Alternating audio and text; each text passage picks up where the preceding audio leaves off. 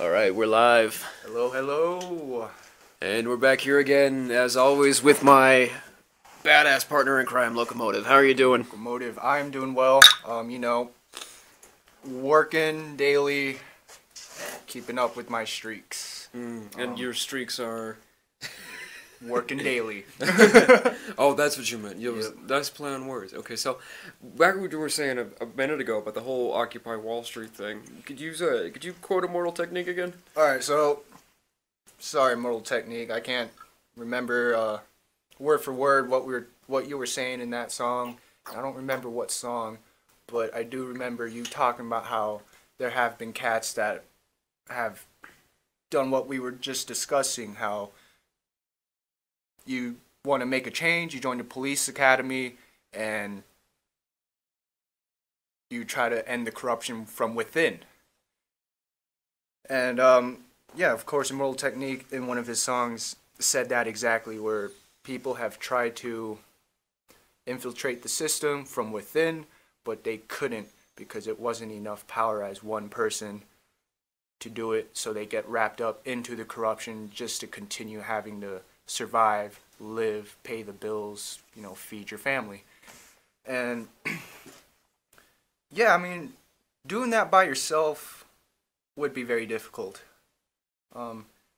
Especially in a system that's so systematic like a police force, Like if you were to do it by yourself, you would have to spend the years to probably get up to being the sheriff of the town, of the city, of the precinct that you're joined, and having to change it that way. Oh, so on the note of being sheriff, have you heard the story about how Hunter S. Thompson was almost elected sheriff of Aurora? Yeah, I did hear about that. It's interesting that you say that because, you and I like to talk about Hunter a lot, and just the fact, the stuff that he talked about in his books, and we're all the three of us are pretty much all in the same wavelength, as are many of the people out there in the world, where we recognize that there are, as Hunter S. Thompson called them, the bastards.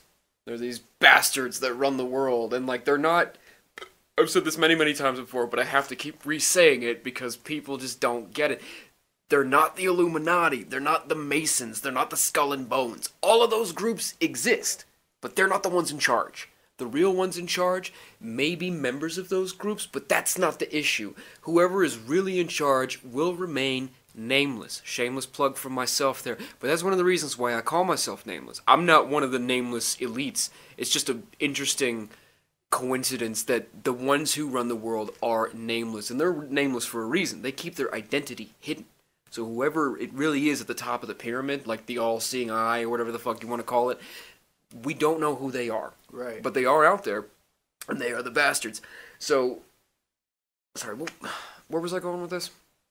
What were we talking about a minute ago? Well, infiltrating the system within. Yeah, it's infiltrating the system within. Fuck, I forgot what... My brain just farted so bad, dude. Okay, so yeah, so... You, me, you, I... Goddamn brain farts. I sound so retarded right now. But okay, so you and I and Hunter S. Thompson and many other people recognize that there are these bastard people who keep the world in a shitty state, and they're the cause for the corruption in the society that we live in. And so in order to actually do anything about that, like you were just saying, Loco, you would have to be as efficient and precise with your timing and have such a mass syndicate organization like the bastards do. Is that whoever the bastards are, they have to be running the world like the world's most efficient mafia from the shadows. And there's so many of them, and all of them are just so precise and slick with this scheme that they have going on. And they're all running many, many different angles and hiding behind so many different walls and two-way mirrors that we don't know who they are or what they're doing, and they're 10 steps ahead of everybody. So in order to beat them, you would have to play that game on their level. Yep. You'd have to get everybody in the world who wants to change the world together in one room, or more likely one chat room on the internet. And that's kind of what Anonymous was doing for a while. And then Anonymous got infiltrated by the bastards, corrupted, changed, and now Anonymous is not on the scene anymore. Yeah. And I think there is a sect of Anonymous that still exists, but they don't post anything on the regular internet anymore. They're all on the dark web. and it's almost impossible to access anything that they do post, even in the dark web, because as soon as they post, it gets deleted like 10 seconds later. So, like, we've had many, many instances of, like, good opposition, but we're not playing at their level. Right, yeah, they're, like you said, they're 10 steps ahead of us, and they pretty much take our pawns away. And, yeah, I mean, how would we be able to gather that manpower? It would be very, very difficult. Like, that's something that I'm trying to do through music. And I know it's kind of like shooting myself in the foot talking about it openly on the podcast right now, but I want people to know about it. Like, the goal is, one of my goals in music is to teach people stuff. Just share knowledge with you, give you truth, and just tell you about stuff that you wouldn't normally learn in school or anywhere else in public. You know, just sort of, you know, give you insights into things that you can't really learn anywhere else. And I'm not that, like, I'm some big expert, but a lot of the stuff I have to say is stuff that it's hard to find on your own. Yeah. And it's stuff that most people don't already know about. Like the shit that the world really is being manipulated by evil people who are not the conspiracies that you think of. Like a lot of people know about the Illuminati. Yeah. It's a pretty popular conspiracy. Yeah. It's not like a secret anymore. Whether you believe in conspiracies or not, the Illuminati is going to be mentioned. Yeah, a lot of people know about it, and that's the problem, because so many people know about that one, they're like, oh, okay, the Illuminati's they're the end-all, be-all. It's like, no, that's not the case. But I do have to give it to that conspiracy theory of the Illuminati's controlling everything in the world, because when I first started just getting into conspiracy theories and whatnot, I truly did believe in that.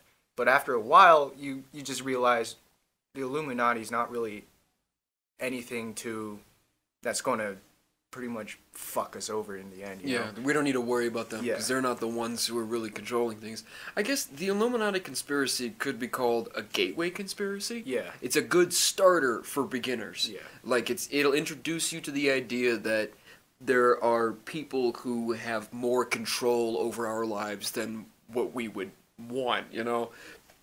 And then what we're aware of as well, like they're manipulating us in ways that we don't even realize, and it's shaping us and our lives in negative ways. Like they're selling us liquor, sugar, and sadness and calling it happiness. Yeah. And they're doing it to make a profit, Yeah. and also to keep us subservient. But there have been times where I thought about these conspiracies are really back and forth, in my opinion. Because maybe it is the Illuminati controlling everything, and they're just doing it so well that it's throwing us all off. Like, we're sitting here like, oh yeah, the Illuminati don't really control it, but that's exactly what they want you to think, you know what I mean? That's a really interesting idea. I come back to that argument with myself every time I'm thinking about this. See, the problem with that idea is it scares me, and I don't want to believe it because it scares me. That's my only problem Like, with they it. are right there in plain sight, like, hey, hello, we really are doing this. Dude, I remember I had that same conversation. If you can't hear me on the mic right now, I had to plug the computer in. So anyway, I'm back, people. They may or may not have heard me in the corner, but I don't fucking know. Pardon me. Oh, fuck, I forgot what I was just gonna say. What did you just say?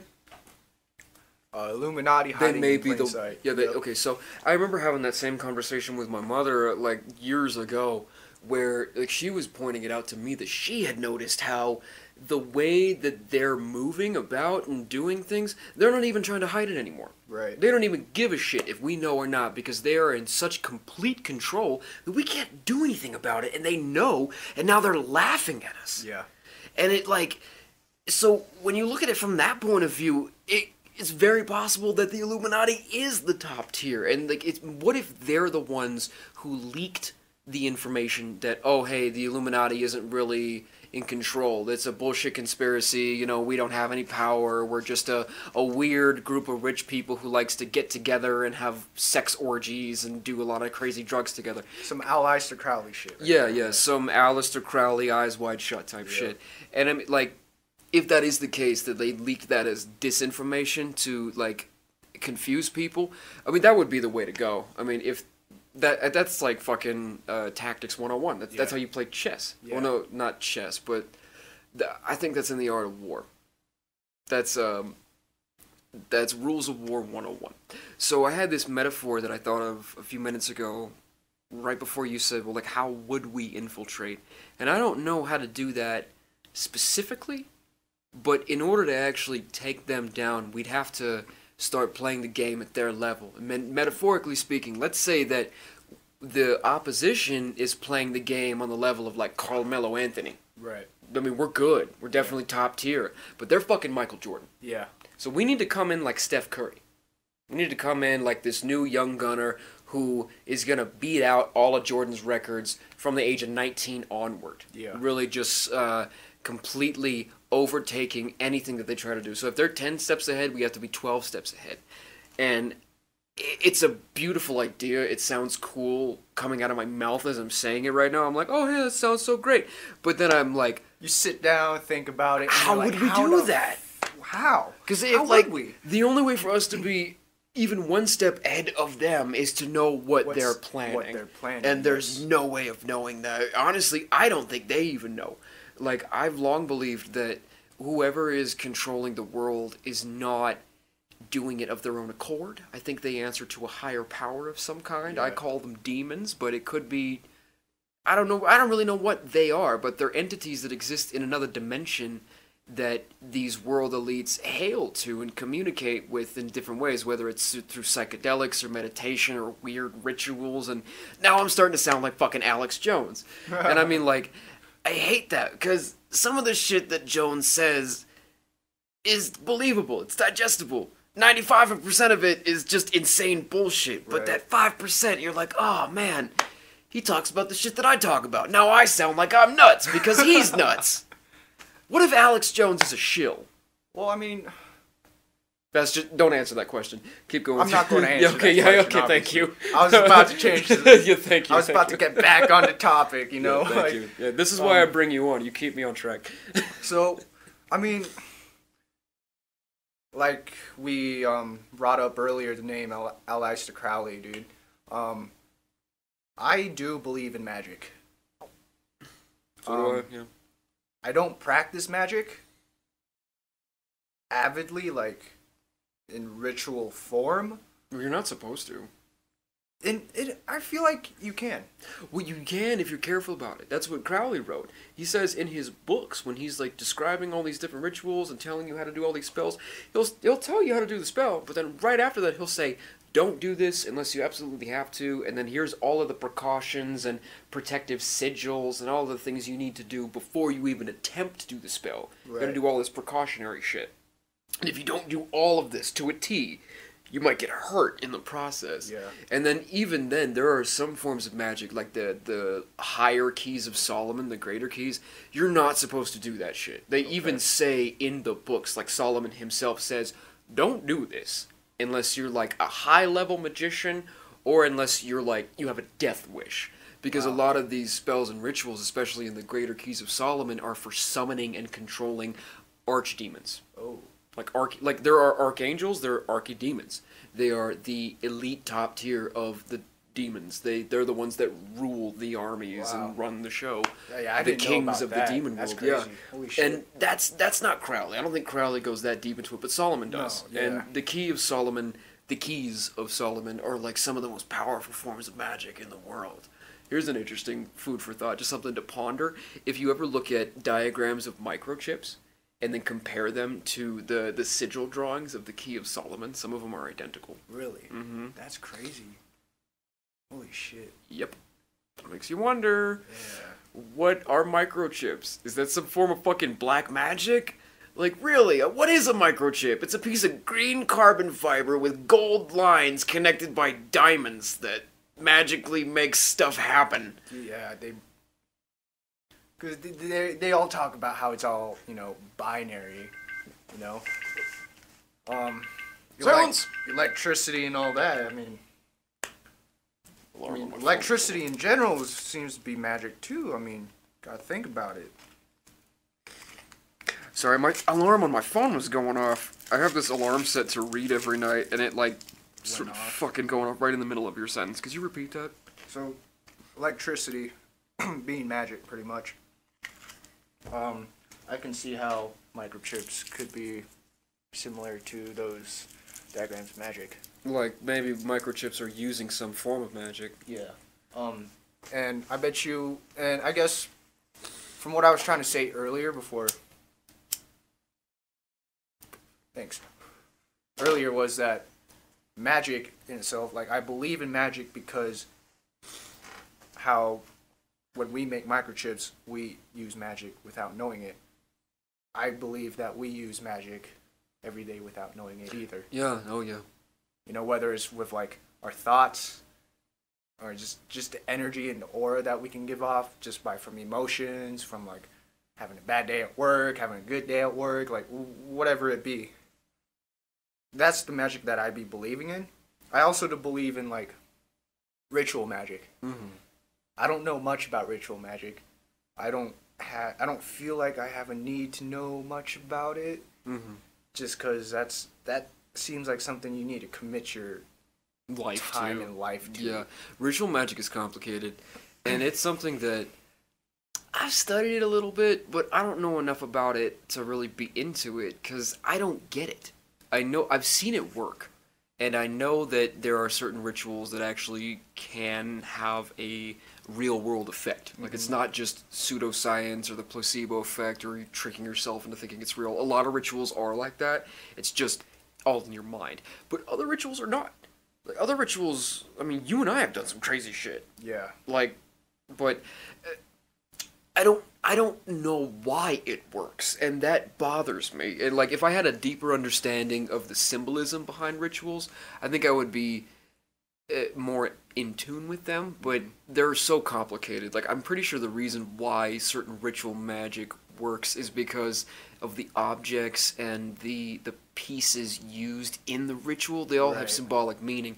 Like, if your ritual, like witchcraft, it involves, like, eye of the newt, tail of the toad, blah blah blah blah blah. You have all these ingredients, but they're not random. They have, like, symbolic purpose, and that has an energy behind it that you can manipulate. And so, like, going back to what you just said about how like, magic and science, you didn't say magic and science, you said magic and electricity. Yeah. But I believe magic and science. Yeah, I believe magic and science are the same thing, and they connect in the quantum realm. Or the quantum level. Quantum realm was from Marvel. But it's the same fucking thing. The quantum realm from Marvel is the quantum level of existence. The subatomic. Below protons, neutrons, and electrons. Like, we start getting into quarks and nucleons and nucleotides, I think. I don't know what they're fucking called. I used to know much, much more about this, but I've smoked so much weed in my lifetime. Yeah, that happens, dude. Gotten a little fuzzy. I also haven't studied it in years, so I need a refresher course, because apparently quantum physics has advanced in the last, like, 5 to 10 years to the point that, like, now string theory is obsolete. Yeah, I mean, imagine what they teach at school in, like, chemistry class and shit nowadays, dude. It's like, it's probably beyond our comprehension, because they know new things that we didn't know about when we were in school. But anyway, so I think at the quantum level of existence, magic and science meet. Because when you start looking at things from an electromagnetic point of view, electromagnetic in the quantum realm, where energy and matter are like one and they're interacting with each other on such an extreme level, every one of your actions actually does have a quote-unquote magical effect on reality, like you just said.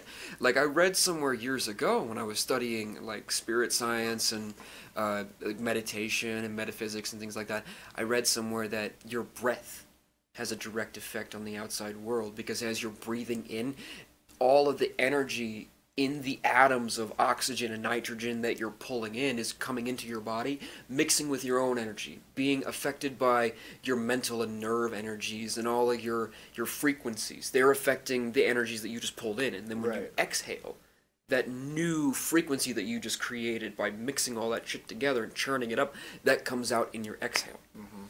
So, like, if you're having a shitty day and thinking really negative thoughts, every breath you have, every in and out, is putting out more of that negativity. Yeah. And right now, with this conversation, we're talking about, like, mind-expanding, enlightening ideas and revolution and changing the world. So as we speak, all that could be happening. Exactly. Brewing up, maybe. Just even with the breath of our voices talking about it. Not to mention the fact that we're actually saying words, which are more powerful than breath. So here's a crazy twist on this. What if they hear, not hear, but feel, bastards? Mm-hmm. This is what I'm saying, they, as in. So they, as in the bastards, can feel what we're talking about. I think they probably can. For one reason or another, they either have oracles, like psychic people that they've found and paid off or captured as slaves, and they have them employed as, like, literal, like, prophets and psychics who can predict these sorts of things. It's like their form of psychic defense. And if that's not the case, then they probably can feel it just on a collective consciousness level. Yeah. I can certainly feel it whenever the bastards are about to do something really bad. Like, I don't feel it directly in that moment, but say, we go through periods of ups and downs. I remember back in, like, 2014, 2015, there was this period of extreme negativity. This is right around the time when my mom was telling me, like, she had noticed that, oh my god, they're just doing shit out in the open. And they don't even care. They're, like, fucking ruining the world, and they're laughing at us about it. Bless you. Jesus, that was a monster. So yeah, back then, I think it was even earlier than that. This might have been like 2013, 2012 even. Like, it wasn't just me. Me and several people that I knew, we could all feel this palpable tension and just dread. Like there was something wrong. If not with the whole world, then at least with the country. Right. And you'll notice that, like, that was right around the time that they passed NDAA and NDAA 2, and there was all this talk of FEMA camps and government population control and all this really weird, freaky shit. And then, out of nowhere, all of those stories got swept under the rug, and we got flooded with all this fucking distraction on social media. Yeah. That was right around the time that that stupid dress meme came out, the blue and gold or the white and blue. Oh, yeah. Oh, that stupid ass thing, dude. What Yeah. Oh, yeah. And that, like, I don't think that was the first one. That was probably, like, the 1000th one. There were probably many, many before that. But it was right around that time when we started getting a new distraction on the internet, like, at least one every week. And then that led us all the way up into the time that Trump got elected. And ever since he got elected, we haven't needed a conspiracy or a meme on the internet to distract us. All we gotta do is fucking turn on the news, and we get to hear 15 more hours about, oh, what did Trump do now? Yeah. Like, the fuck, like, it's almost like a sitcom. It's so ridiculous and outlandish. Right. It's funny at this point. Yeah. And so, now I'm starting to think that, like, back in 2016 when Trump got elected, a lot of people thought, like, oh, this proves that the elections aren't rigged. And I say, bullshit. I think they knew Trump was gonna, they being the bastards, they knew Trump was gonna win all along. They picked him as their front man because he's more ridiculous than Hillary. I bet you the bastards didn't give a shit if it was Trump or Hillary. They probably picked both of them. Yeah. And depending on who we selected, it would go one way or the other. But it was going to be the exact same shit show where, if Hillary had been elected, we would have had 4 years of nothing but, oh, Hillary did this, Hillary did that, oh, be distracted, think about her, focus on her. It's like a magic trick. Yeah. With magic trick, they always, like, have you look over here so you don't see what they do behind their back. Right. And I think Trump is a fucking magic act. Or, no, it's a distraction, it's an illusion. Mm-hmm. It's not going to matter after his presidency is over. He might fucking run the country into the ground with his stupidity, but I don't think he has that much control or power. I think by the time he's out of office, we're going to realize, like, oh, hey, it didn't fucking matter that Trump was in office. It would have been the exact same as it was before he got elected. Yeah. Like, I made a post about that on Facebook, like, 2 days after the election in 2016. I'm like, just you wait. In 4 years, Trump will be gone, someone else will be in office, and we'll have realized that it doesn't fucking matter who's president because they don't have any control over anything. Yeah. The corporations do. The pharmaceutical companies do. And then all of the other companies and the bankers and whoever the hell else is in the group of the bastards. It would make a lot of sense for mainly the bankers, man. Yeah, that's kind of what I thought after Trump got elected. I was like, wait, so I thought Hillary was like representative of the Satanists and the Hollywood elite, the cabal as they call it, because everyone says, oh look, the Hollywood celebrities, they're all devil worshipping people who sold their soul to Satan himself, and they're the ones in charge, the pedophiles and those people.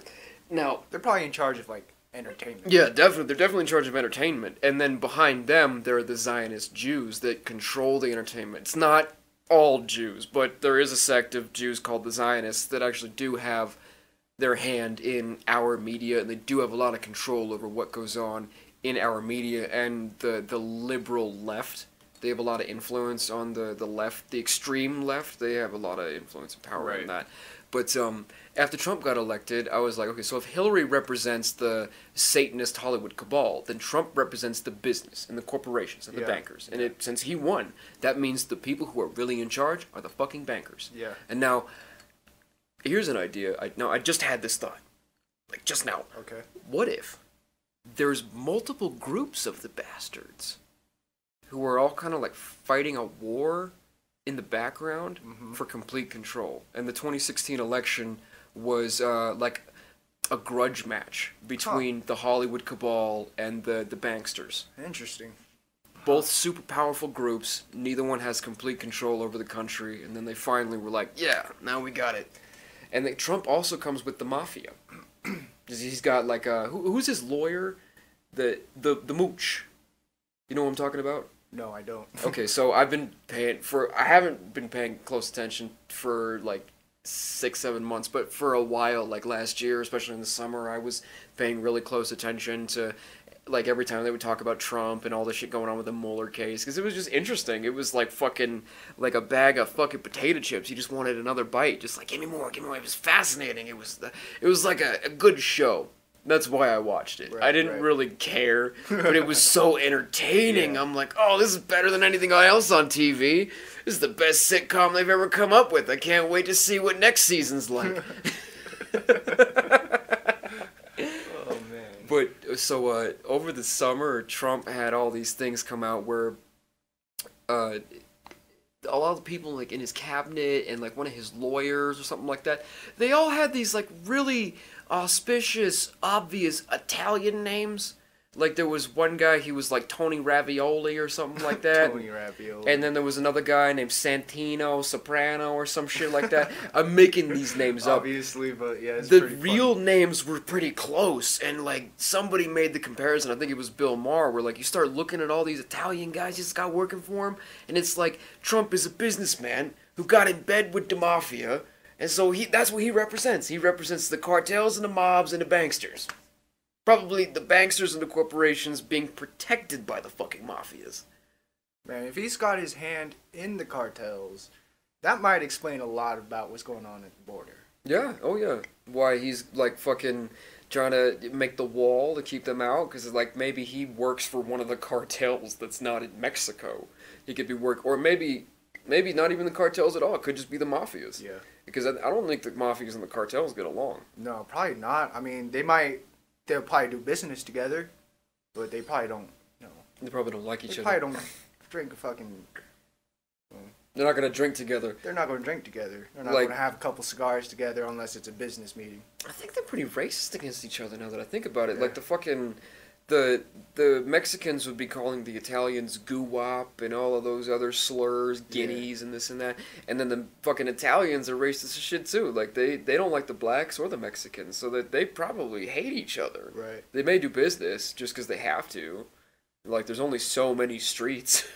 Like there's a lot, but there's only so many. Yeah. And I think they have almost every street in the country is claimed. Even in our little city. Yeah. Like, there's somebody who owns that territory. Crazy to think about that, man. That's insane. Mm. I mean, what really, what I'm more fascinated about is who was the guy that put all this together? What do you mean? Like, there had to be at least, it had to start with one guy, You It's mean kind, like... it's kind of like Pablo Escobar, dude. Mm-hmm. Like, yeah, he had his cousin But like those two together, just selling fucking petty shit, dude, ended up becoming fucking cocaine kings of Colombia at one point. Oh, so with the mafia, it comes from Sicily, and that's as much as I know. It goes back to several families from Sicily who ran. Sicily's an island, isn't it? I'm pretty sure. Let's double check that. Pull up the fucking Google file and see. But yeah, from what I know, the mafia comes from groups of like. Do you know how the shogunate worked in Japan? No. Okay, so the concept is that the peasants are ruled over by a warlord type figure who has power and weapons and resources and money, and he runs the town, and everybody else has to pay him. So the mafiosa comes from that type of. There were several families in Sicily and the other parts of Italy who ran their towns like that, and they were the ones in charge. But that's as much as I know. I haven't done enough research on it. That's something that I'm going to have to do after the podcast. I'll go and read up on that and we can talk about it next time because that's a fascinating question. Where did that shit come from? Yeah. Because, Italy used to be Rome. It was the capital of Rome. Those fuckers are powerful. It could have started in that age. That's a good idea. That's where I was going with it. I was kind of thinking that too.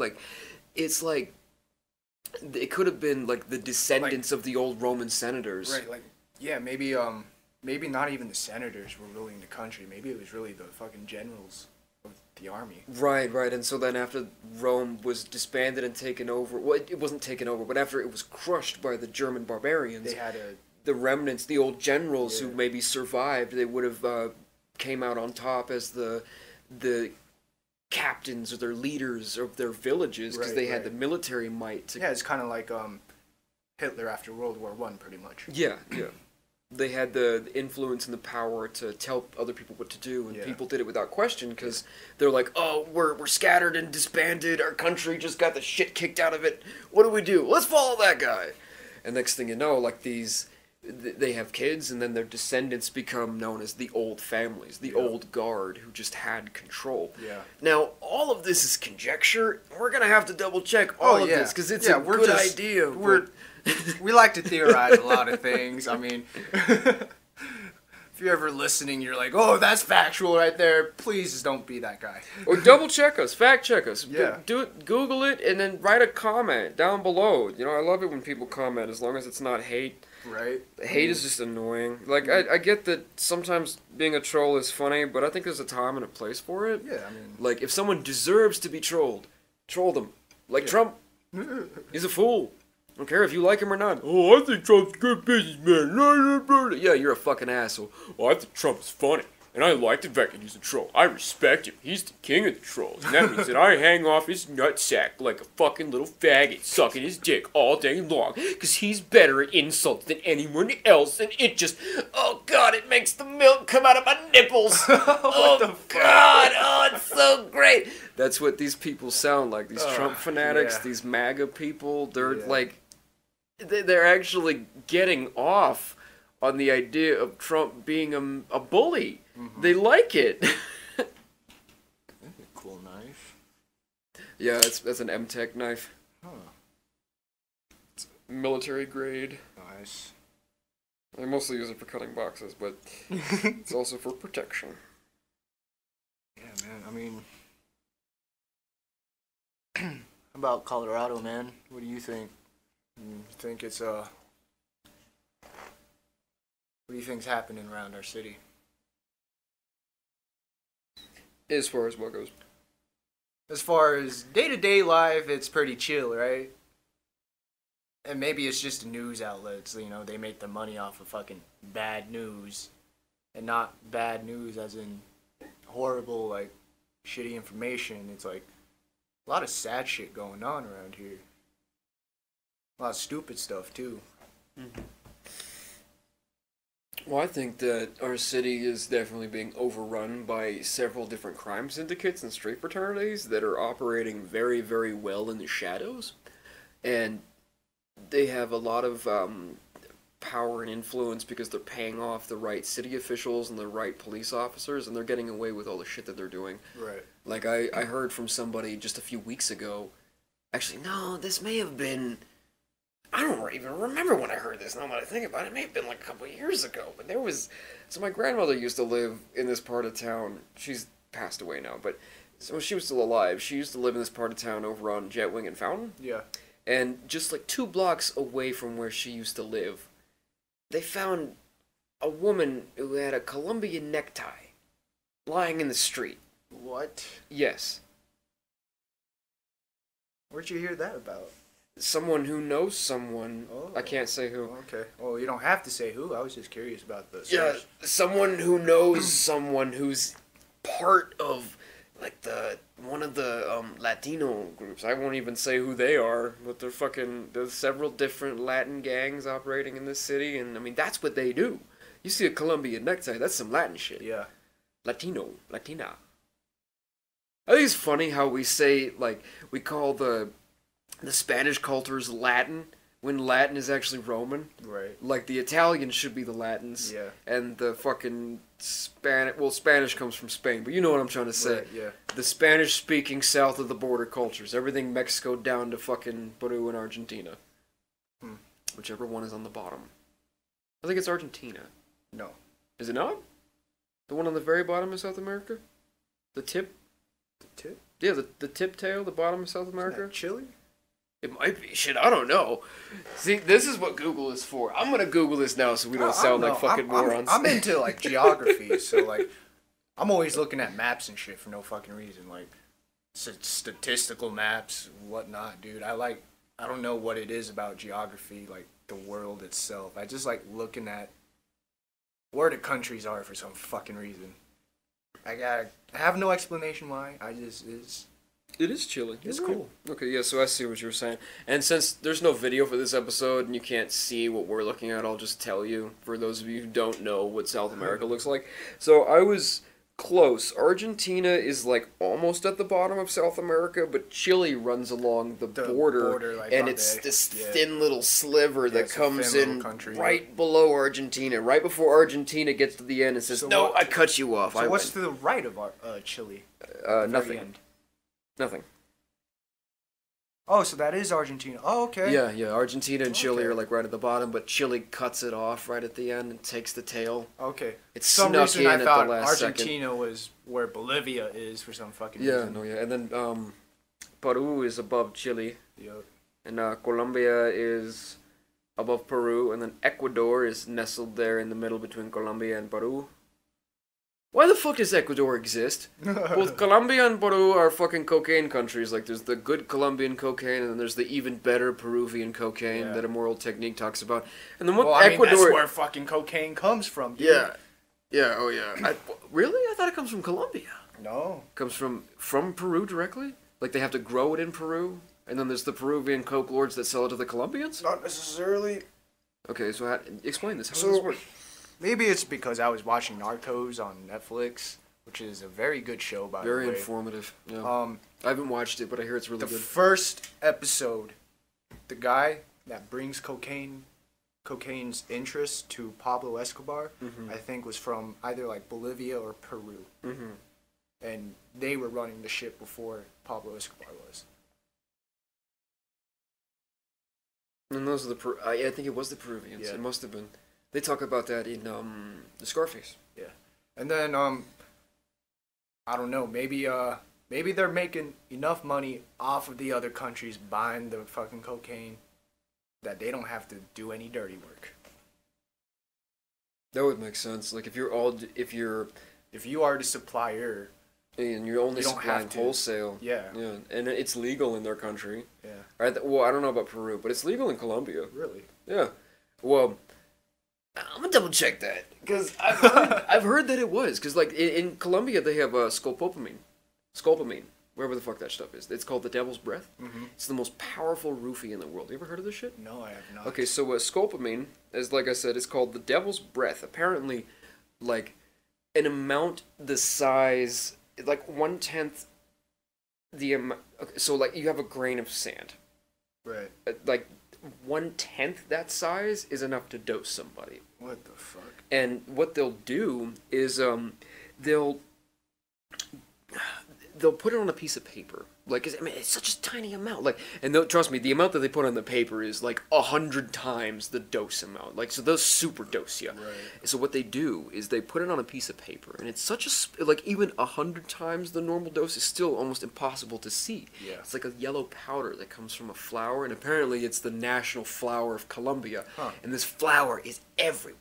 It's growing all over the fucking country because it's their national flower. They grow it everywhere. It's illegal to turn the flowers into scopolamine, but it's a pretty easy process apparently.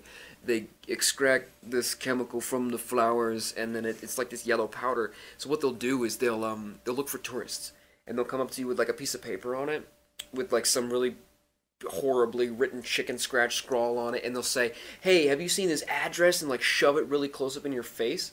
And before you even realize it, you've inhaled this shit. Because you're like looking at it, trying to read what they just shoved in your face. And you just fucking breathe it in. Next thing you know. Okay, so the horror stories about this shit. What it does to you. It's such a powerful roofie that it completely wipes your memory while leaving all of your motor skills intact. And it also makes you so suggestible that, like, what happens is the people who get dosed with it, they'll go back to their apartment with the person who dosed them, acting like they're what? They'll get robbed, essentially. Yeah, not just robbed, but they'll help the person rob them without even realizing that they're giving all their shit to some stranger. The stranger will be like, "Hey, that's a nice couch. Let me have that." And you'll be like, "Okay, I'll help you carry it out." And then the next day, you wake up and you go to the doorman in your apartment complex and say, "Hey, what the fuck happened?" And he'll tell you, "Oh, you brought your friend over here last night, and you and him carried a bunch of stuff out of your apartment. And you seemed normal. You didn't seem high or drunk or anything. I thought he was your friend. You said that you were moving." That's crazy. Yeah, and then they wake up, sometimes raped, sometimes robbed, naked, fucking random beaten bruises, and it lasts like 48 hours.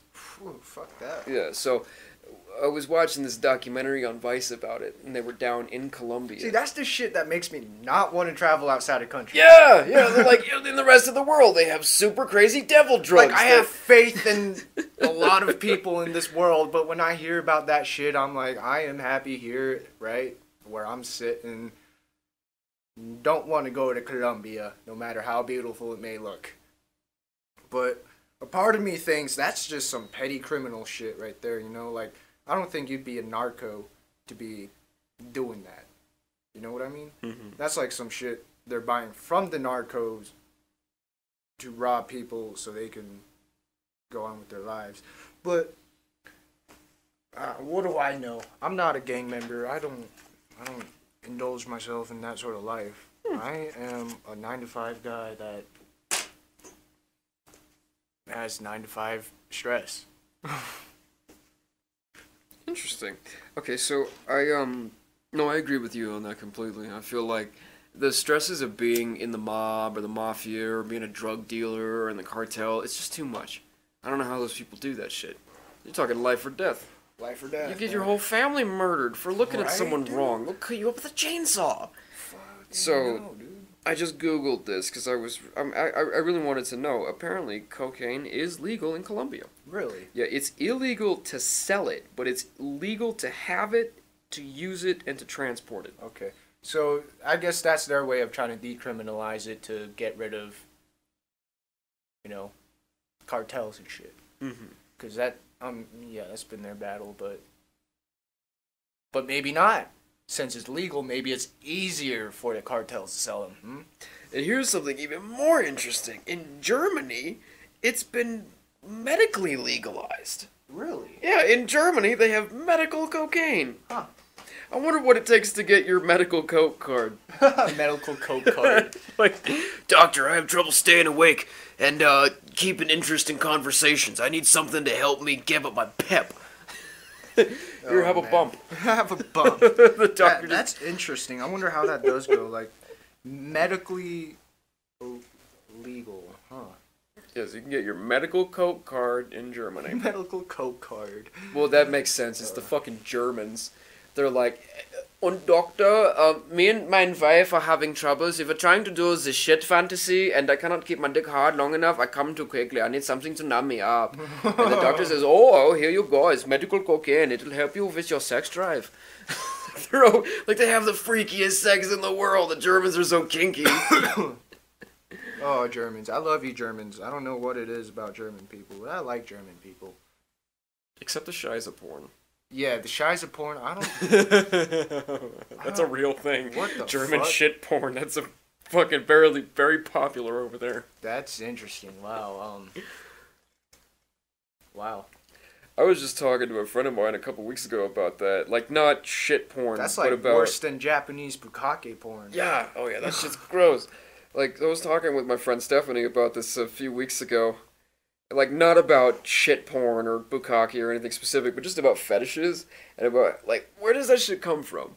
Like, the really gross ones especially. Like, if you have a pee fetish. Right? Where the, like, oh, I can't come unless you pee on me. Like, what is that? Like, it's so gross. Like when you was a kid, you every time you had to piss, you just had a hard on. Or every time you had to piss, it just made your clit feel good for some reason. Something like that. So apparently fetishes are formed like in your late 20s, 30s, early 20s. Like it formed not in adolescence. Sometimes it is in adolescence. Like sometimes it's like when you're 13. But so a fetish is formed like when you're developing your sexuality. If you have like a really weird, intense moment with some obscure thing and it sticks with you for whatever reason, it turns into a fetish. It's how guys get like foot fetishes and like the dominance and submission and like the leather and the sadomasochism and all the other weird fetishes that you can have. So like with the piss fetish, I read this on Twitter the other day. I follow a couple of naughty girls on Twitter. I think most people know that by now.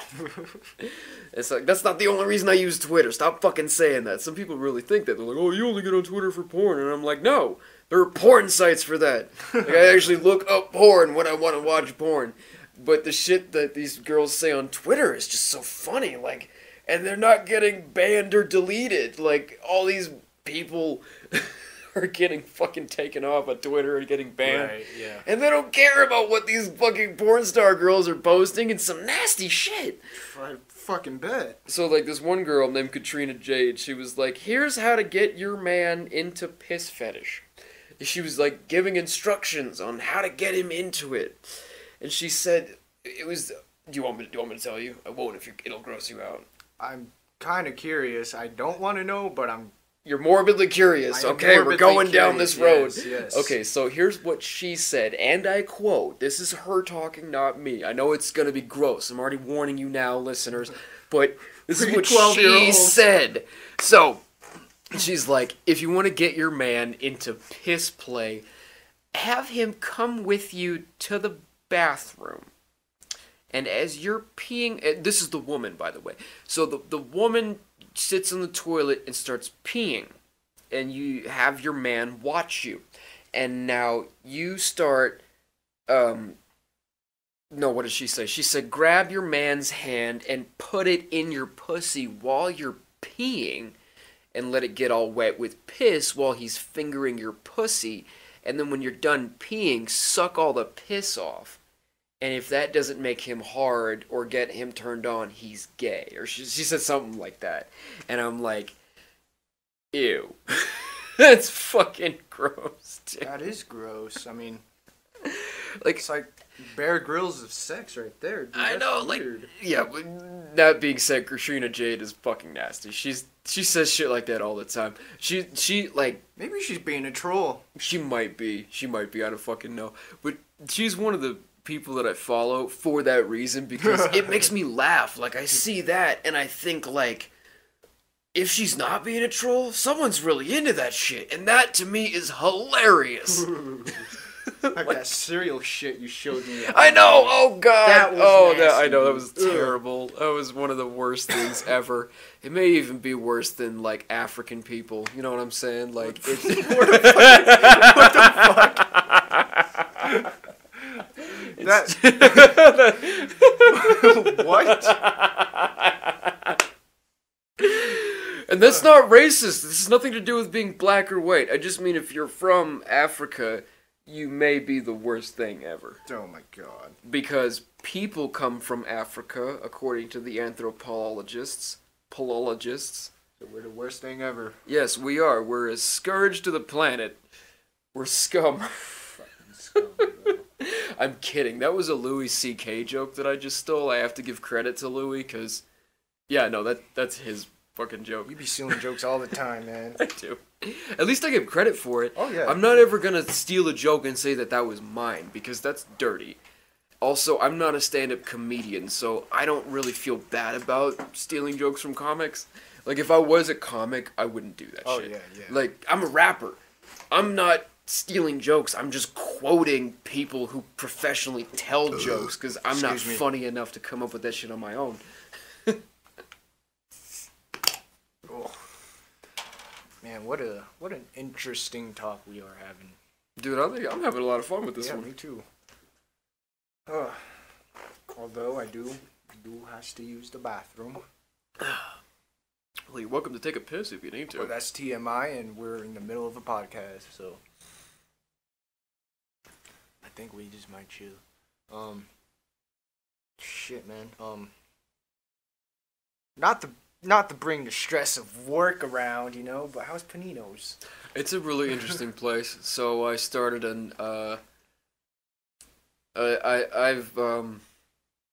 I started a new job. It's this place called Panino's. I was like, oh, I don't want people to know where I'm working, but I don't fucking care. Like, okay, so there's like 3 of them in town. So you're not gonna know where I'm working. So for the people who are listening to this podcast and that have made it this far, just comment below where you work. It might be interesting to hear, you know. Yeah, there might be someone who does dildo inspections for all you know. Dude, that job exists. It exists. Yeah, that's why I brought it job. up. So yeah. if you're a dildo inspection, cool, dude. Keep making that money, but... Yeah, let's hear where everybody works. I mean, it's like there are jobs out there that we've never even heard of. Yeah. Probably some cool ones. Yeah. Probably some really shitty ones. Oh, yeah. But, fuck. Panino's is just it's a pizzeria with a real kitchen. So like I used to work at Domino's a year and a half ago, and actually a year ago. So this place is very similar to Domino's, but it doesn't have that corporate fake dehumanizing feel to it. Right. It's a real restaurant. They just make mostly pizzas, and then a bunch of other like eclectic American style stuff. Like it's actually a pretty extensive menu. It's real food. Like it's not that processed shit that you get in a fast food place. Like we make everything from scratch. Oh, okay, that's cool. And I love cooking, so being able to work in a kitchen just satisfies my need to cook. I like it. It's another art form. Right. Yeah, I believe cooking's a good skill to have in your life. I mean, whether you're a man or a woman, I mean, especially if you're a woman. Especially you women need to know how to cook. That's the most misogynist thing I've said all day. I'll take that back. I totally take it back. If you're a woman, you don't need to know how to cook. In fact, it's better if you don't, because then if I go on a date with you, I'll get to do the cooking, and then we'll get to have a good meal. Oh no. That was mean. Oh no. And I'm not saying that women are bad cooks. I'm just being very arrogant and believing that I'm better than everybody at cooking. I'm not, totally not. But I like my own cooking better than most people's, I have to say.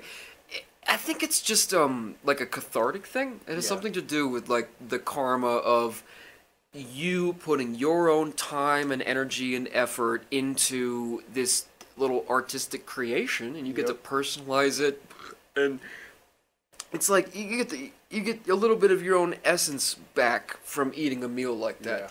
Yeah. And when I go to like a restaurant, or when I go eat someone else's cooking, say at their house or some shit, I can always tell how dedicated they were to their cooking based on the amount of like life and love in the flavor of the food. Right. Like I was just talking to one of my coworkers about this yesterday, about how like, I mean, you could do magic in small ways without needing to do like rituals and shit. Like you could do magic with the food. Yep. You could put love in your food. Like they say, like that secret ingredient is love, and that's truth. That's truth 100%. That's church right there. No. That's church right there. That's church. But yo, if you can really put love into your cooking, just like you can put it into all your art, all your creations. And when you put love into your food, and then you eat that food, oh, it tastes better than anything, even if you fuck it up. Yeah. Like, you can make something perfect to the recipe with no love, and it's bland. Yeah. Then you fuck it up, but it's got love in there, and it just, it tastes good. Right.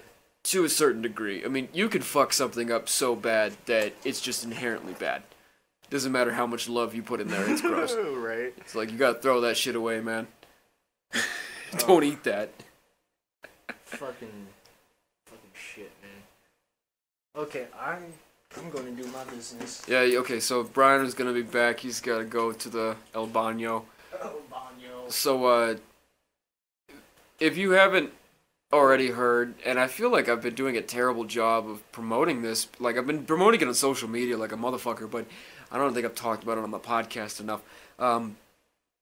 Sickness, Nameless, and our associate Skid Rowan have come together to form a trifecta known as Vicious Inertia Productionz. That's VIP for short.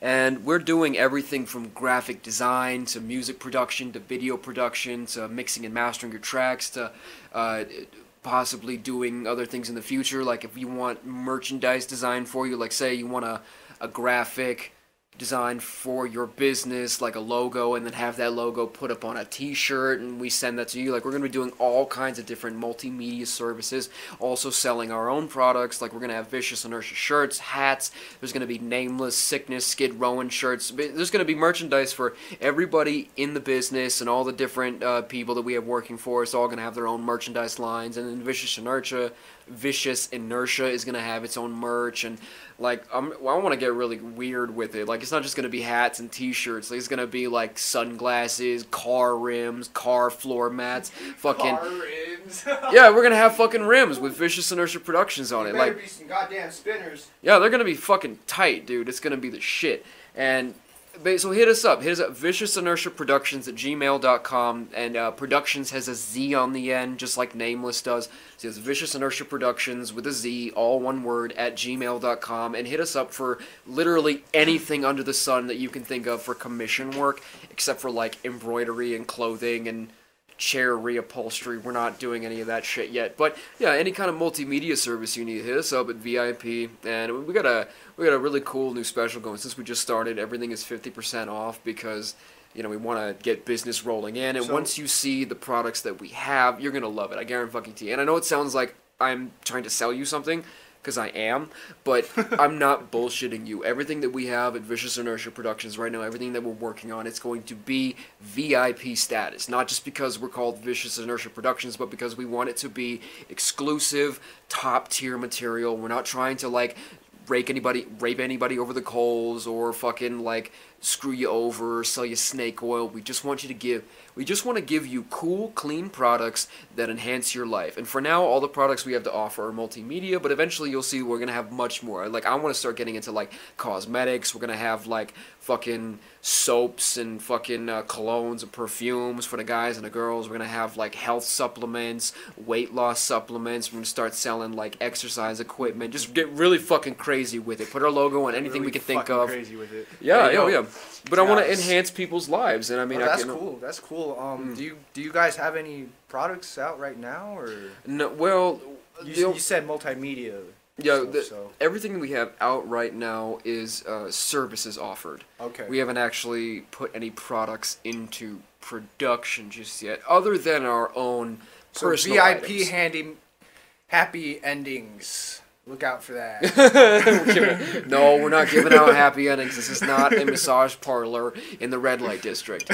We may have one of those in the future. I don't fucking know. That'd be kind of cool.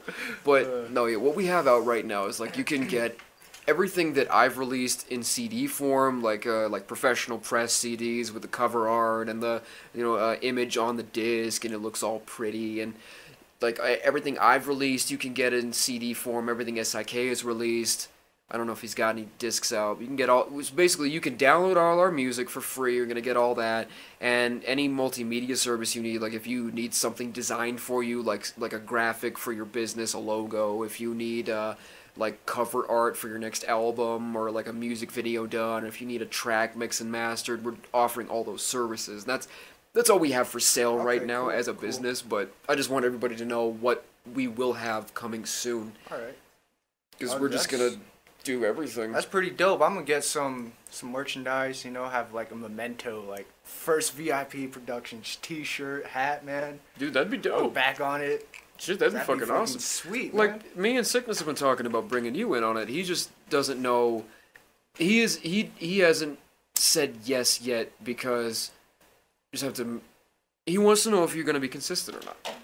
Well, I have complete faith in you. My question is, what kind of breath. consistency is he wondering that I'll be keeping up with, as far as like music, helping you guys with the services, or just helping VIP in general? Just consistency with your own work ethic. Like, if we were to bring you on as a part of the business, as long as you stuck with it, that's all he wants.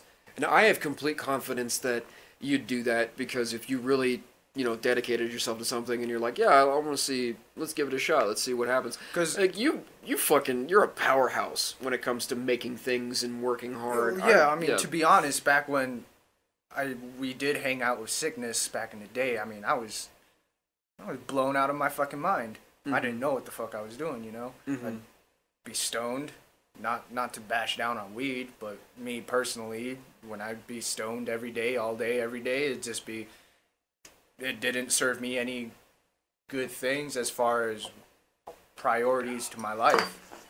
And I mean,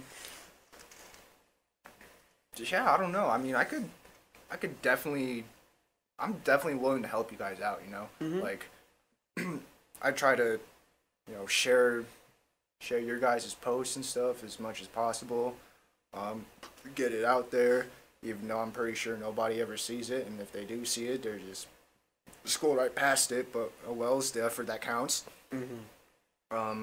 I also don't have an extensive friend list on my Facebook because I've been very selective of who I want as friends. Mm-hmm. On social media. Social media shit is really like, it helps, but that's not really like a business thing. That's something that, like you said, you already do just because you're the homie. So like, what I mean by wanting to bring you on is like, I'm talking about creating another division of VIP. Right. That would be the LokoMotyv division. Yeah. Like, we have the Namelesz division, we got Skid Rowan's division, we got Sickness doing his shit. Right. And then like, we would bring you on as another artist to do LokoMotyv music and whatever else that you want to get into. Like, I have my music, but I also have the podcast. Yeah. Right now, because I'm part of VIP, this podcast is technically a part of Vicious Inertia Productionz.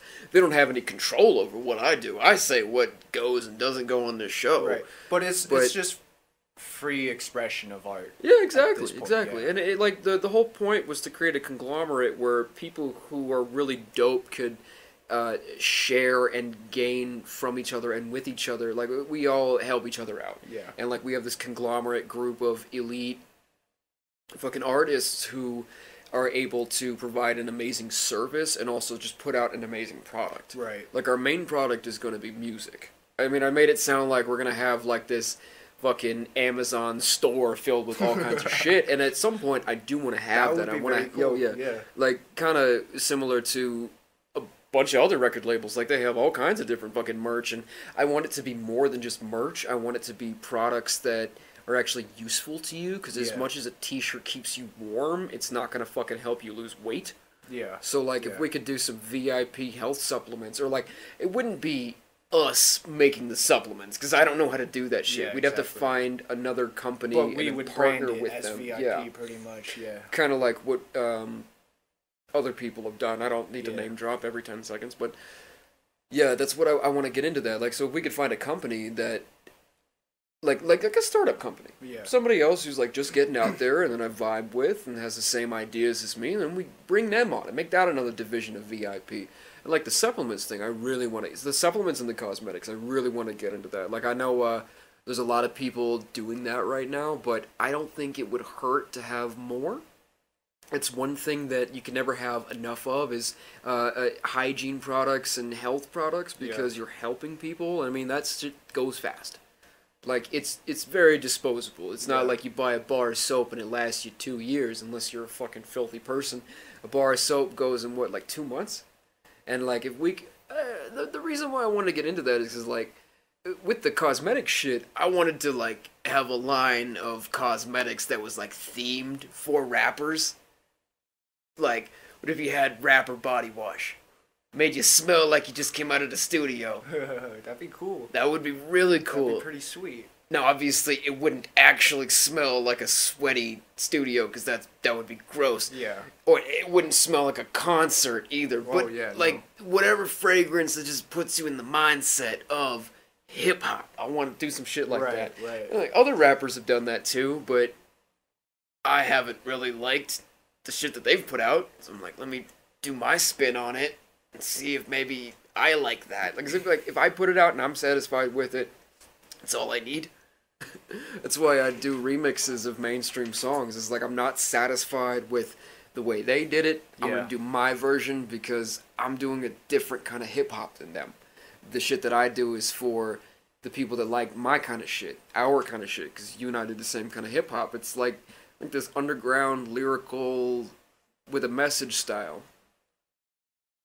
Yeah, I could definitely get behind that. Mm. You know, I'd love to be, you know, one of my biggest things is to be. It's cool if I got another.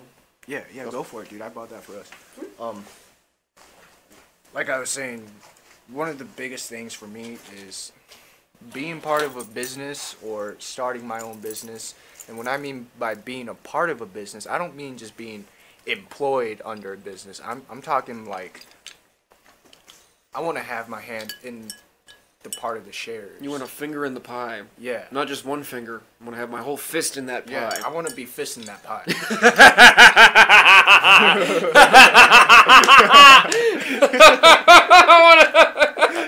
I want to be fisting that pie. Oh my god, I was waiting for it.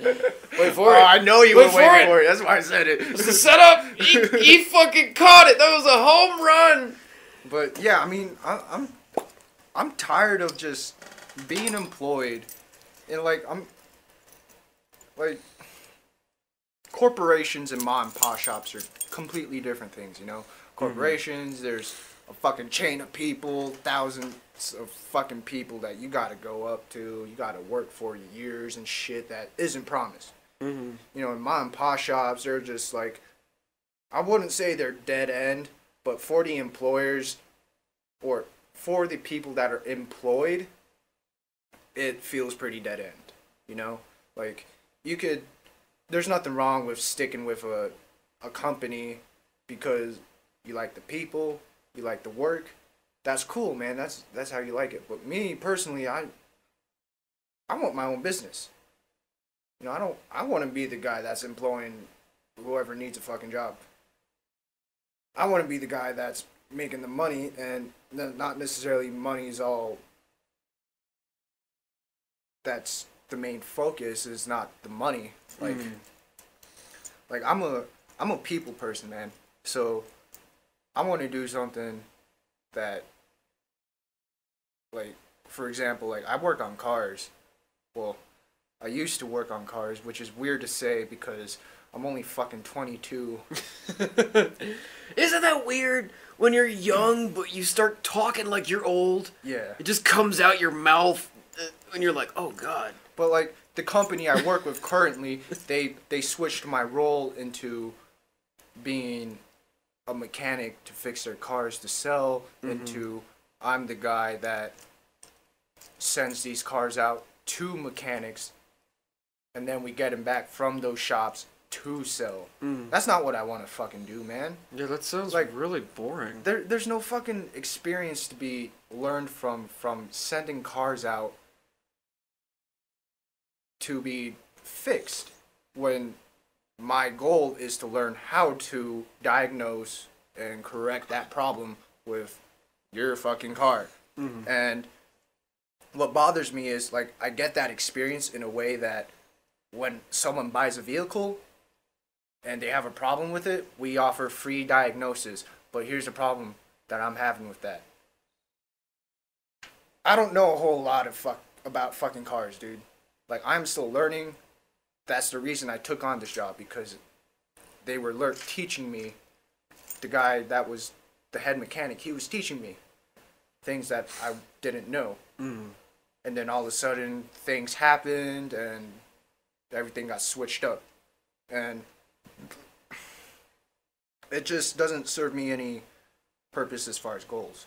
And it feels like I'm not learning as much to be able to do what I want to do as far as helping people out with vehicles or whatnot. Oh, so you feel like you're stagnating. You're not growing as a person here. You're just doing. You're just Yeah. going through the motions. Yeah. Yeah, oh, God.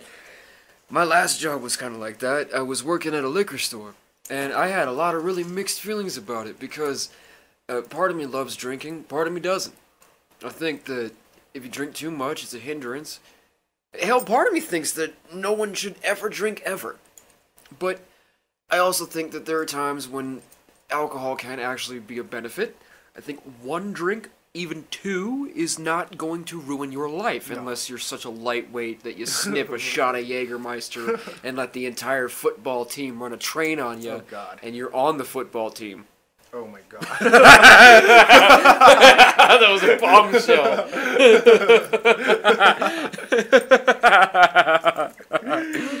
You're the quarterback, and you let the entire defensive line run a train on you after sniffing a shot of K&D.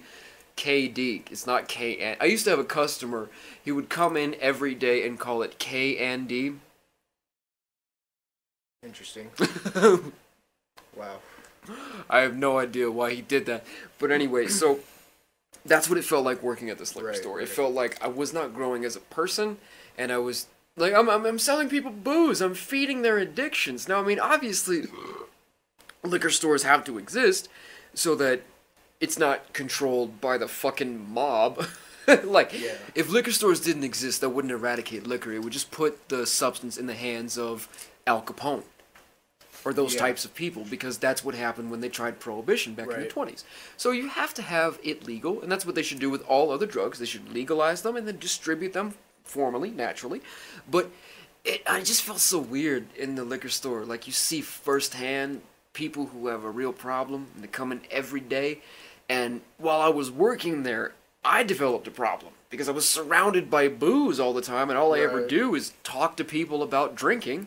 Then at the end of the day, I'd pick out what I wanted to drink, buy that, and go home with it. Yeah. I was drinking like a fifth a night, or a case of beer, or whatever I could think of, because I was making enough money to afford it, and I was surrounded by it. Something like all I could think about all day was like, oh, that looks good, oh, that sounds interesting, because drinking can be fun, but I wasn't growing as a person. I wasn't getting anywhere, and it was like, why do that? See, that's pretty much how I feel, in a way. Like, yeah, there's a part of my job where it really is helping other people, but at the end of the day, there are certain things that are problematic that I couldn't do because of a budget that I was given. And you know, this company's been it's a fucking baby company pretty much, you know? And part of me wants to blame the owners, but a part of me thinks that maybe it's not bad business ethics, it's what they have to do to keep the business going, pretty much. I think it's a bit of both. It's a bit of both. I think it's a bit of both. It's a bit of both, but... Because you've told me about some of the stuff that they do at your shop, the corruption, where like they're pinching pennies and cutting corners in ways that seem unethical. Yeah. And so they did that at Domino's. They'll do that in any fast food chain, and that's... I think that those are the type of tactics that the bastards employ. Yeah. I'm not suggesting that all fast food joints are within the scheme of the bastards and like, oh, well, but they might be. I don't fucking know. But part of me suspects that they are. And that's why fast food is so fucked and processed and bad. Like, it's not just, oh, we're using processed food to save money. Like, no, they're trying to feed us poison to keep us dumb. Because the poison, the processed meats and cheeses, they keep us numb. Yeah. They have, like, naturally occurring opiates in them that have, like, a Vicodin effect when you eat enough of them. You get all numbed up. Like, remember when we worked at Jimmy John's together? You ever eat a Jimmy John's sandwich and get high? Remember their Jimmy Chips? Yeah. Those got you high. I don't care what anybody says. A bag of Jimmy Chips gets you stoned. Yeah. Like, and not like weed. It's more like a cocaine high where you just feel euphoric for 30 minutes after. Like, yeah, bruh, I'm fucking sad. And the chips. It's a fucking bag of chips doing that to people. Chips, yep. So, okay, so back to my point. What you've told me about what they do with their unethical penny pinching, corner cutting processes is very similar to how they do it in fast food. And I mean, like, I've only been working at this Panino's place for 4 fucking days now, but they've told me, like, right off the bat, don't pinch pennies and don't cut corners. It's better, like, when we're weighing out ingredients for, like, they're called paninos because their product is a panino. That's the name of the thing. It's basically a fucking sandwich mixed with a wrap and a panini. Like they're flatbread pressed panini sandwiches that are rolled up like a lettuce wrap. Okay. They're pretty dang. Actually, they're more like a Greek gyro. Okay, cool. With the crispy flat panini bread. Right. It's pretty dang. But what they told me when they were training me, they were like, okay, so we're weighing out the cheese and the meats because you have to weigh it out. That way, you know how much you're putting on each one. That's the recipe. They told me, never underweigh. Always overweigh. Not by a lot. You don't want to overweigh so much that we start losing money, but if you're a ½ ounce over on the cheese, that's not a problem. Yeah. Whereas at Domino's, if I was like 0.1 ounce over on the cheese, it was a write-up. They would threaten to fire you over being 0.1 ounce over on the cheese weight because, oh, our cheese numbers are too high and we're losing money. And the real reason they did that is because the managers and the assistant managers get bonuses every month based on the weight numbers and the budget of the store. And if they're under budget in that month, they get like a $5,000 bonus. See, here's the thing. I get bonuses at my job too.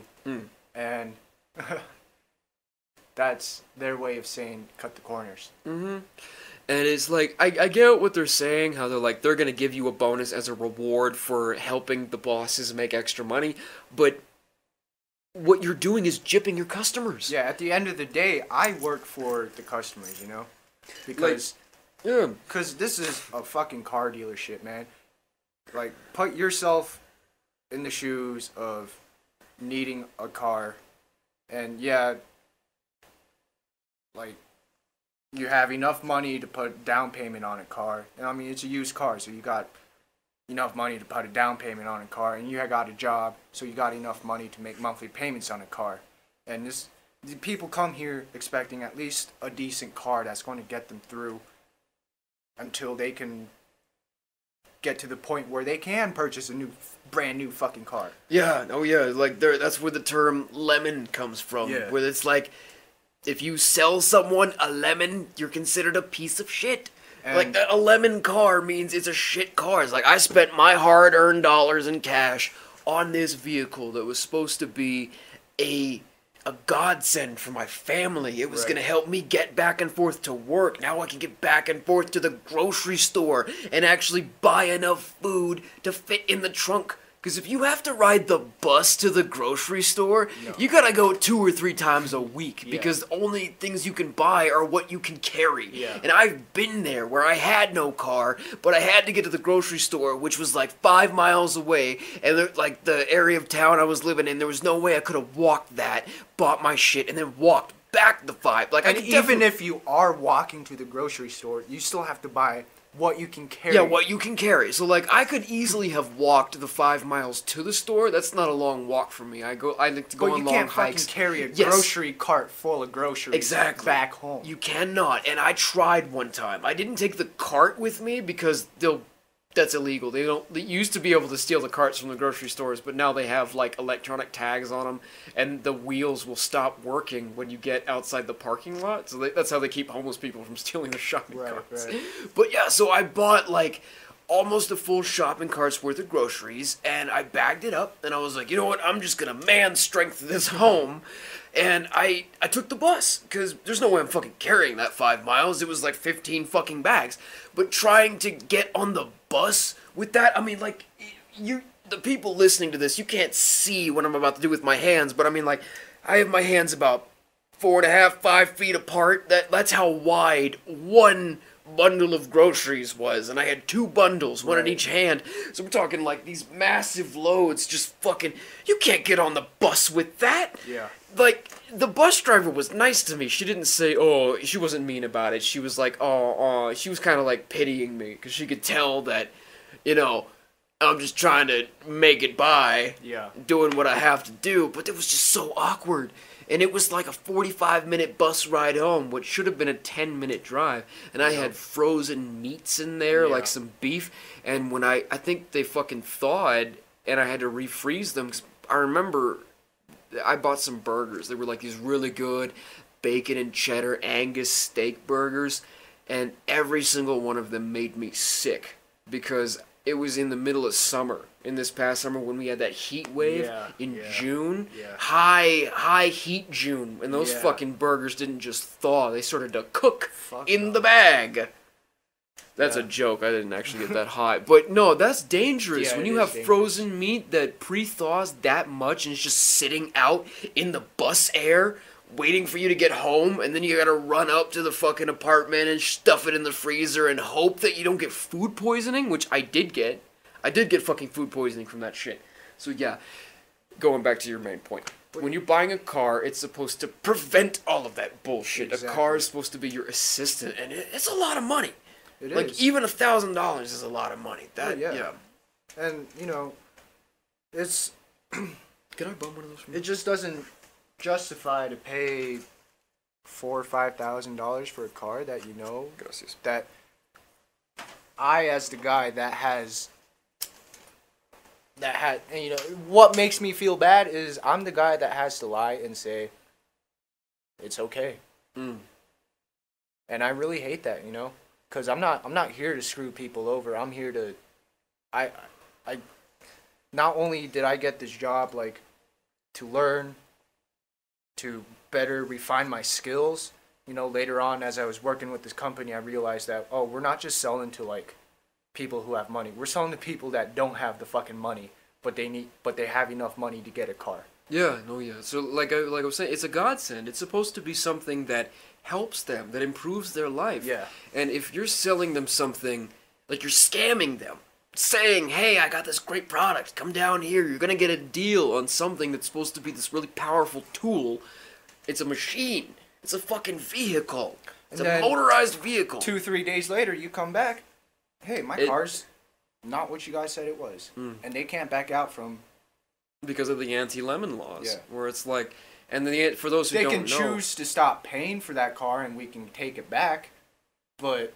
They can't prove that you guys are the ones that sold them a lemon. And of course, I mean, used cars, there's going to be things that happen outside of when we sell it. You know, there could be a car that was genuinely worth what you are paying for, but 6 months down the road, all of a sudden something happens. That is definitely not on our account, because there are a lot of unforeseen factors that happen. That's happened to us many times.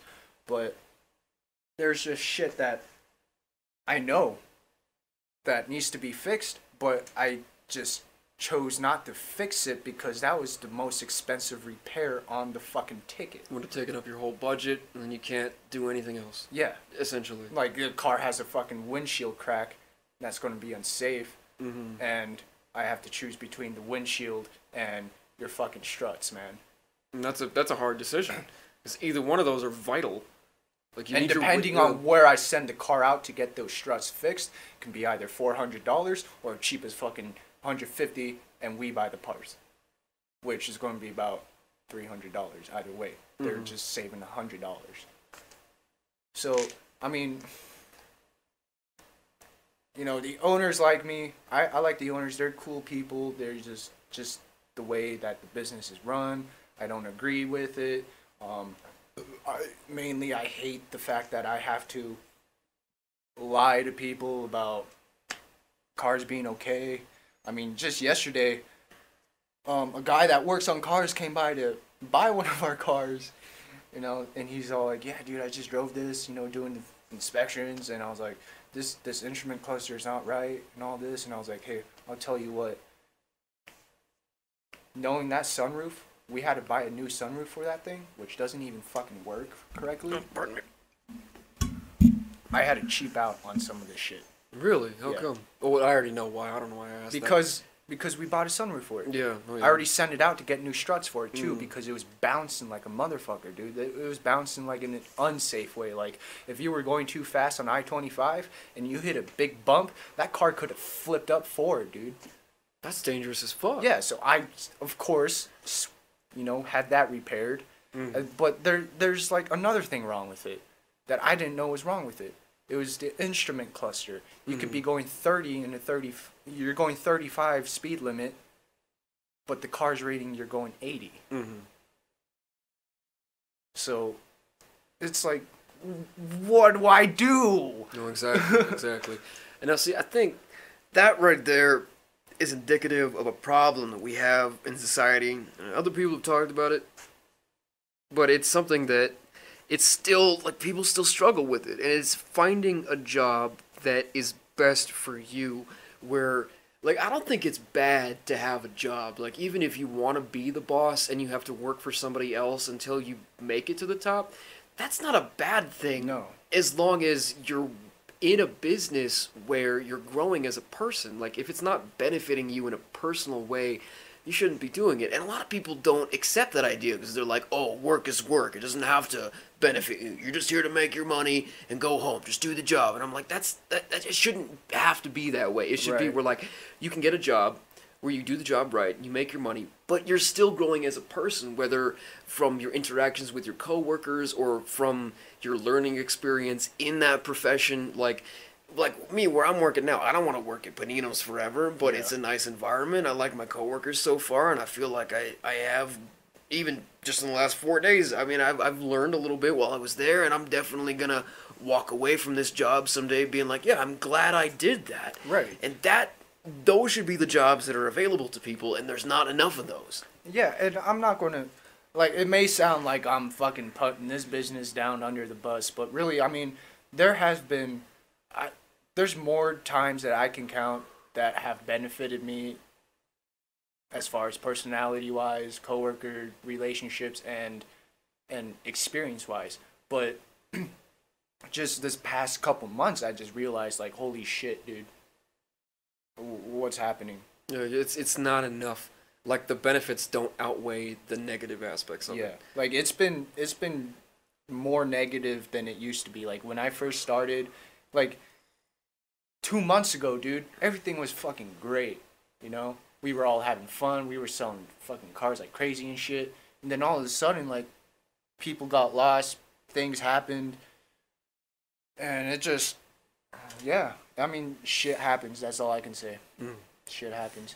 Yeah, it happens a lot, more often than not, more often than it should. Which, like, that's the problem. Where I don't think that the businesses themselves are necessarily the problem. It's the morale and the practices of those working in the business. Yeah. Like, any job could be a good, wonderful job if you're working for a good boss and your coworkers are decent people with decent morale and everybody is upbeat and happy. And we have all of that there at my company. We have all of that. It's just, yeah, I don't know. And, like, I think it might be stress that, so we have 2 buy here, pay here lots. I'm the lot manager of one of them.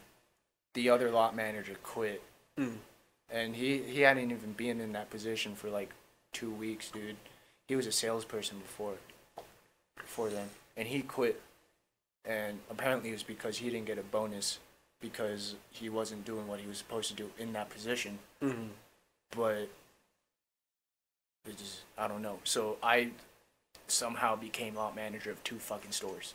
Damn. When I have to concentrate on my fucking store, dude.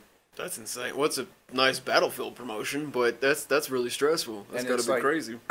And when that first happened, dude, I got so pissed off, dude. Like, Yeah, it wasn't a good pissed off. It was a very bad one.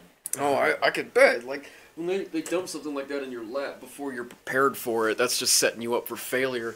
And they're only doing it because, well, I don't know what I was going to say, but yeah, it's not good. They're setting you up for failure. I don't know if they're doing it on purpose or not, but see, another thing that it could be, it might be that part of you doesn't want to stay there because that's not what you really want to do.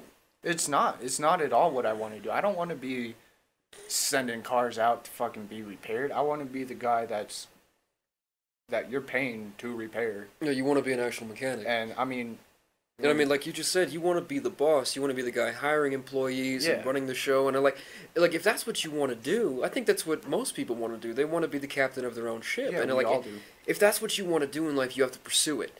And you might have to work some bullshit menial job in order to support yourself in the meantime. But if you put in the work and you actually sit down and set time aside to work on what you're passionate about, like you could do both. Yeah. If you wanted to. You could keep this job and start your own at-home mechanic business and just keep running that from off commission until you can support yourself with that, then quit your job. Yeah. Next thing you know, you have that. Yeah. Like, that's what everybody should do if they feel the need to. Like, if you're not being fulfilled in your everyday life and you feel like there's something missing and you're not getting enough from your job, you gotta find a new one. And more often than not, that new job you gotta find is one that you make for yourself. Yep. Like, this is America. This is the land of opportunity where we could all make our own businesses and we all have the power and the ability to do so. Not everybody needs to. Like, I mean, you're going to have businesses that need employees, so there's going to have to be some people who don't get to be the boss, but not everybody needs to be. Not everybody wants to be. Some people like not having to worry about being in charge. They just want to follow instructions and take orders and be like, just get through the day like that. But in order to feel fulfilled, you got to do what really matters to you. Yeah. And, like, a lot of people are not willing to put in the work to do it. I notice, like, there's a serious lack of motivation in people. Like, and it's sad because they have every reason to get out there and start doing their own thing, but they just don't have enough willpower and discipline to sit down and put the work in. Like, I struggle with that. Like, today I was writing that song I told you about. It's a remix of the song Pure Water by Migos and DJ Mustard's coming out this Tuesday. Check it out. So, yeah, no, this my next remix in the remix series I'm doing right now, and I had a lot of trouble, like, actually sitting down and writing the fucking bars out. Like, I had the song half written, and I was like, all right, I just gotta finish writing the verses and just get it down. And I kept getting distracted. I had to actually, like, arrest my mind, let go of everything else I was thinking of, and be like, that shit can wait. Because the only thing that I have a deadline for, even though it's just a personal deadline that I set for myself, the only thing that I have to get done right now is that. Yeah. And then I can get all the other shit done after that. And, like, having that kind of discipline to actually be able to control yourself and say, like, okay, I'm going to do this thing now. And then I'm going to do this other thing after. And, like, you set those goals for yourself. You plan that out. That's the key to success. That's how you get where you want to be. So that's why we're doing this podcast right now. Dude. Like, we sat down and we made time to sit and have this cool conversation to promote our businesses and just have a really cool conversation mostly. But look, I mean, you made the time to come over here and do this. Yeah. So you definitely have the ambition. Like, you're willing to do what you want to do. Yeah. Do what you care about. Yeah, I mean, that's a lot of people don't have that. Yeah, this is how it's got to be with your life, you know? Mm-hmm. You got to... And sometimes you don't know what your ambitions are. I mean, there's two parts of my ambitions, man. I like to make music. Mm-hmm. I like fucking cars. Yeah, oh yeah. Well, not fucking cars, you know. I don't stick my dick in mufflers. You know, yeah. But I find vehicles fascinating, how they work, how they operate. I like having a ratchet in my hand and taking bolts off, putting new parts in, and it just... Like, when you can say you fixed a car right, there's a fucking good sense of accomplishment that comes behind that, dude. And not only for yourself, but you can confidently give that car back to whoever who owns it, and you're just like, yeah, dude, I fixed your car for you. Mm-hmm. You don't have to worry about it. Mm-hmm. And knowing that most people who don't know much about cars are going to take your word for it. Yeah, Be like, yeah, you're the one that fixed it. I'm going to take your word that this car is not going to give me that same issue that you just fixed. Mm. And that's a big sense of accomplishment, and also can be a very big burden on you. You know what I mean? Yeah, no, yeah. Because it can go both ways, man. You could be, you know, people who have been doing it 15, 20 years, they make mistakes too. We're all fucking human. We're not perfect. But like accomplishments in general, like I got two ambitions that I don't know. It feels like they're having a battle with each other. You know, like music. Like I stopped making music one day, and then all of a sudden I'm back into it. Yeah, no, yeah. And while I stopped making music, I was going to school for cars. For car technology, yeah. pretty much. That's what it is. It's not like teaching you how to fix cars. It's like, hey, this is what an O2 sensor does. You want to know how to replace an O2 sensor? Well, here you go. This is how you replace it. This is how you diagnose if it's a bad O2 sensor or not. Mm-hmm. And that's what I've been going to school for the past year. And these two seem to be having sort of a battle for some reason. Maybe they're not having a battle. Maybe I'm having a battle with myself on which one's more important. Oh, okay, that makes sense. Well, if you like both, do both. Yeah. I had that for a while with my podcast and the music and my art, like my drawing and painting and graphic design. They all battled for control. And then my love of cooking, too. Like, there's parts of me that are like, oh, which one is going to be the main one? And I realized recently that, like, why does there have to be a main one? You can do all of them. Yeah, why couldn't I do all of them? Like, you look at these people, these, like, superhuman people, like Joe Rogan and others that I talk about all the time. Like, they inspire me, and I talk about them because they're such influences on me. And, like, like, Joe Rogan specifically is an example of a guy who does, like, 15,000 fucking things every single day. Stand up. UFC commentator. He does his podcast. He works out like a maniac. He's a personal trainer to some people. I don't think he gets paid for that, but he does like workout seminars where he shows people like how to do jujitsu moves and do different workouts. So it's like he's doing that, teaching his friends how to do shit, and he's going out and like traveling the world and doing, like, he basically does whatever the fuck he wants, and nothing is the main thing for him. He just does it all. And I'm like, if that guy could do it, because like Rogan himself is always talking about how like he's not the most amazing person ever. He's just this comedian who likes to smoke pot and do what he enjoys. And like he makes himself sound really simple. I mean, he does impressive things, but I believe what he says about himself. Like, he's not as amazing as we make him out to be. He's just figured out how to manage his time. Right. And he just pursued what he cared about. Yeah. So if a guy like that could do it, why can't I? Yeah.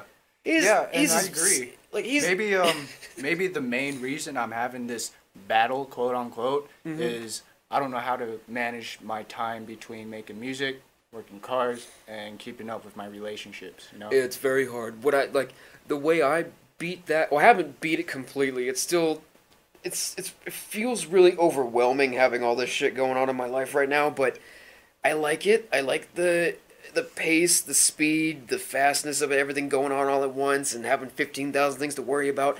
It does overwhelm me. It does stress me out. But my way of overcoming the battle within myself of what to care most about, I just decided very recently that I'm not going to let myself have any limitations. I'm going to push myself to the utmost extremes until I break myself, and then I'm going to take the broken pieces of the old me and build a brand new me. And it's like, I'm going to be super fucking human. Not because of any special reason, but because I'm going to make myself able to do these things, because that's what I want. Yeah, exactly. And I'm like, I finally realized that I can't pick. I can't decide if I want to do music or the podcast or be a chef or do something else entirely. Like, it's completely unrelated to any of those things. Like, I'm also writing a book and I want to go to school for quantum physics, and there's all kinds of shit that I want to do. And it's like, I can't pick one.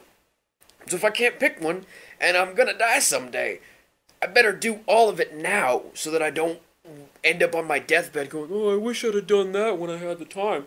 Like, watching certain people die in my life has really shown me firsthand how limited our existence is, how limited our time is, because we don't get to go when we want to. You could die at 45 from cancer with half your dreams unlived, and you may have to just accept that at the moment of death, but that which is out of your control is out of your control, but you still have control over what goes on in your life for the most part. Yeah. So while you have the time, pursue what you want to do. And so I decided that for myself. I'm like, fuck, I have no idea how long I'm going to live, so I'm just going to do every single fucking thing that I want to do and just make time for all of it. Right. That way, that way I can enjoy my life. Yeah. Yeah.